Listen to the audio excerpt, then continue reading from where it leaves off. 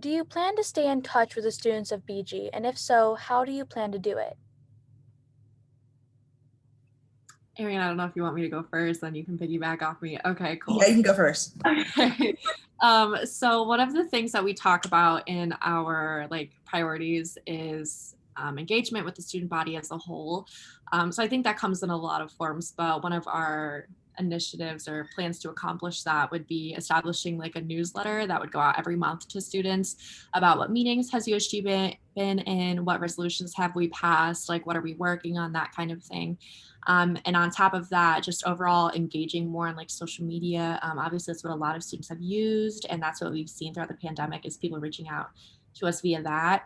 And then also something within that would be an initiative to kind of collaborate with BG Falcon Media to maybe have like a standing like open forum or just a way for them to contact us, maybe like through an Ask USG column on the website or something of the sort. So there's a lot of that. I think engagement comes in a lot of different ways, and we've really seen that. So we definitely want students to be knowing what we're doing and that they have a seat at the table with USG and that we can help them and that sort of stuff. Arian, I don't know if there's anything you'd like to add. Just going off of that, it's just really important that we bridge that kind of gap between undergraduate student government and the student body, just because, our position, hopefully if we win, we are servants to the students at the end of the day, going into this position, we have to continue to, serve our students and be there for our students. And I think a perfect way to just engage with our students again is through this newsletter. So that's pretty much all I wanted to add to this. So, Adrian, you're the youngest one on the board right now. What do you believe makes you qualified for this position? So, with me being the youngest person on the, on the ballot right now, I believe that I have a couple things to bring to the table. Despite my age, I do believe that I have experience within undergraduate student government. This is my first year on the executive board, but, within my first year, I've had assisted in implementing a lot of things, as well as just really being a relatively loud voice within undergraduate student government with different things such as diversity and inclusion related things, policing within residence halls and things like that. So I do believe that despite my age, I do have a lot of things that I can kind of point back to that under my belt that could really show my qualifications. So, I could show you better than I could tell you just by, looking at the things that I've done in the past. So. And Holly, how has being in the position of military student senator helped prepare you for this position within USG? Yeah, so military student senator was my first position coming into USG, my first year at BGSU. And I wasn't really given anything. I really built that position from the ground up. So I was given nothing, essentially, not really nothing, but for that specific position.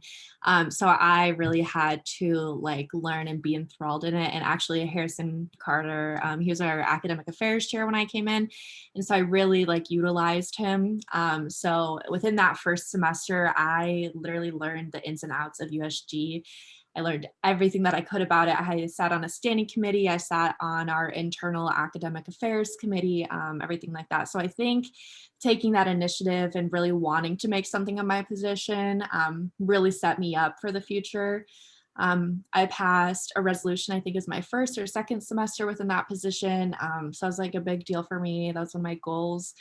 And that kind of brought me to where I'm at now as chief of staff. So really like, I guess just like forcing myself to like take it seriously and to accomplish what I wanted to accomplish, like really set me up because now not only do I know like the ins and outs of the like USG itself, but I got to know more of the student population. I got to know more faculty members. I sat on undergraduate council. I got to sit there while they were proposing different majors and minors and hear from other students lobbying and that kind of thing. So I would say it was like a lot on my plate, but it really benefited me for sure. Now, you mentioned last week that you're continuing support for students through COVID-19. What other actions would you take that are not already being done by BGSU? Do you want to go first or do you want me to go first? I saw you wasn't sure if you wanted to talk. So I would say, I think for class offerings, so obviously going into the fall, it's kind of like a personal opinion because I'm going to schedule, I'm going to be a senior, but we see 60% of our coursework is going to be back and in person. 60% is like a ballpark. That's what I've heard. I don't know if that's true. So you can fact check me if that's wrong. I'm sorry about that. It's going into in person. And I think for a lot of students, that's still really scary. So I think, so they are offered in person, but it's not also offered online, if that makes sense. And the hybrid courses aren't always like fitting for people, and it's not always accessible for people. So not only like allowing students that option, like all three options and not just forcing them one, is something that we need to be working on. And then going off of the accessibility piece is I think that we have seen a lot that not every student has access to computers and internet or like a stable home environment to be able to succeed in their work or to have that time set aside to do the work and things like that. So we have like the laptop loan program, but I know I didn't know about that until like my freshman year. I spilled water on my MacBook and it was finals week and I literally called ITS crying at like 2 a.m. and that's how I found out about it. But like every student should know about that. Like that should be point blank period. Like when you go into store, like this opportunity is here for you and like it should be continuously reminded. So keeping accessibility in mind, and comfortableness in mind and our students in mind, because not only has this shaped our health, but it's shaped like the way we are with people and social. I know I haven't been on campus in so long, like I've been in a group of people in so long, and I am scared to like have to re-enter that and like the social anxiety and things like that. So we really need to be accessible and flexible with our students, and we really need faculty and staff to work with us on that, because my friends may understand, oh hey, I can't grab dinner, I don't feel comfortable with it, but my faculty expect me to be there every day and to be in class and like just throw the, I guess, the worries of the world, like this entire whole year of anxiety, like off my shoulder and be like a great student. So I would say for us, it would be our position to, when we sit on faculty senate, when we have representatives on UGC, when we talk to President Rogers, like we need to be that voice for everybody else. Like you can't just take one student who's comfortable with this and speak for the rest of them. So.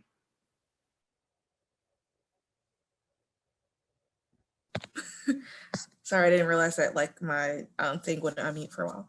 But I think just going off of everything that she said, also I think working with faculty and staff and making sure that we are being aware of the fact that, you know, all students don't have the same level of access to different resources. So, you know, just making sure we're really advocating for those students who may not have the resources necessary to have, you know, the best quality education is something that's really important. And to be able to sit in such a privileged position is just, you know, we have to continue to just represent our students in that sense and just making sure that we're truly working with faculty, because sometimes, you know, there can be a bit of a disconnect there. Just because, like Hallie said, someone can understand you not wanting to go to dinner, but, you know, your faculty expects you to show up to every class, and, you know, you may not be as comfortable with doing so.